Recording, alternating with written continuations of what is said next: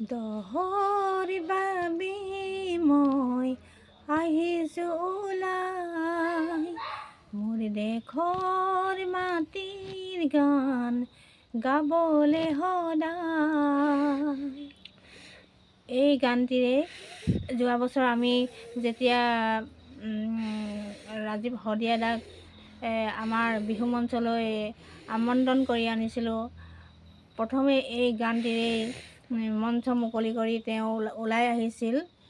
সঁচাকৈ তেখেতৰ মৃত্যুত আমি অতিকৈ দুখ পাইছোঁ। তেখেতৰ মৃত্যুৱে আমাৰ অসমৰ বহুত ক্ষতি সাধন কৰিছে আৰু তেখেতক আমি চিনি পাওঁ, ৰাজীৱ শদিয়াদাক আমি চিনি পাওঁ, বহুত ভালকৈ চিনি পাওঁ। তেখেত এজন গণশিল্পী আছিল।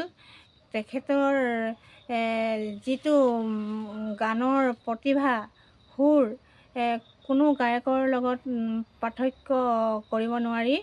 সঁচাকৈ এজন ভাল শিল্পী আছিল তেখেত। তেখেতৰ মৃত্যুত আমি সঁচাই এজন ভাল গণশিল্পী, লোকশিল্পী, গায়ক হেৰুৱালোঁ। ৰাজীৱ শদিয়াদাৰ মৃত্যুত আমি মোৰ শ্ৰদ্ধাঞ্জলি আগবঢ়াইছোঁ আৰু শদিয়াদাৰ আত্মাই চিৰশান্তি লাভ কৰক, তাৰ কামনাৰে আজি আপোনালোকৰ মাজৰ পৰা বিদায় লৈছোঁ। ধন্যবাদ।